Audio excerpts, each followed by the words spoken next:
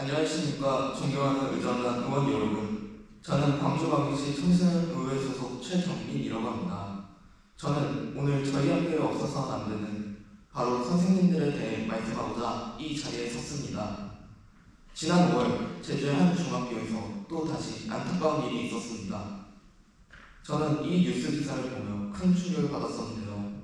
선생님들과 친밀하게 지내는 입장에서 최근 선생님들의 부담과 책임감이 얼마나 큰지 조금이나마 이해하고 있습니다.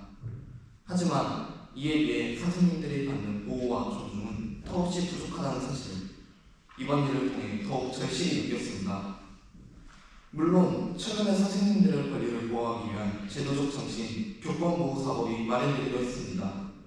하지만 지난 7월 교원 1만여 명을 대상으로 이루어진 전국 교원 설문조사에 따르면 설문에 응한 선생님 10분 중 8분이 교권보호 변화를 체감하지 못한다고 답하였습니다.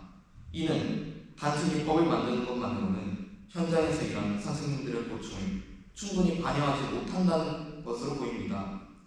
또한 교육부 자료에 따르면 극단적인 선택에 이르는 선생님들은 2020년 18분에서 2024년 28분으로 불과 4년 사이에 55%가 늘었으며 2025년 6월 기준 9분의 교사가 극단적인 선택으로 생을 마감했다고 합니다. 또한 중도퇴직한 선생님의 수는 지난 4년 19.2%가 증가했으며 경력 5년 미만의 선생님들의 퇴직은 31%로 급증했다고 합니다. 이러한 사실이 저에게는 너무 마음 아프게 다가왔습니다. 학교라는 것은 학생과 교사 그리고 학부모가 서로 존중하고 협력하는 공동체가 되어야 한다고 생각합니다. 하지만 현실은 학생과 학부모의 목소리만 커지고 정작 교육의 중요한 중심 중 하나인 선생님들은 잊혀지는 것 같다는 생각이 들었습니다. 만약 이런 방식으로 계속 학교가 운영된다면 나중에는 선생님을 맡겠다고 나서시는 분들은 더 이상 없을 것입니다. 선생님 한 분이 무너지면 그 수업을 듣는 수십 명의 학생이 함께 흔들립니다. 따라서 선생님에 대한 보호는 한 사람의 보호를 넘어서 교육 전체의 질을 지키는 문제라고 생각됩니다. 연말에 이런 말이 있죠. 교육이 무너지면 학교가 무너지고 학교가 무너지면 사회가 무너진다. 이 말처럼 교육은 한 나라의 근본이며 그 교육의 중심에는 언제나 선생님이 있습니다.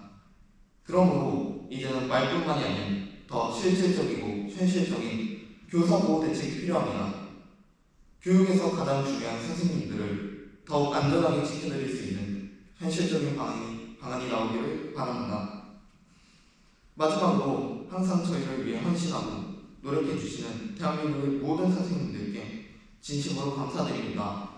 저는 오늘 이 자리를 통해 선생님들이 다시금 존중받고 행복하게 가르칠 수 있는 학교가 만들어지기를 진심으로 바랍니다. 이상으로 자유발언을 마치겠습니다. 감사합니다.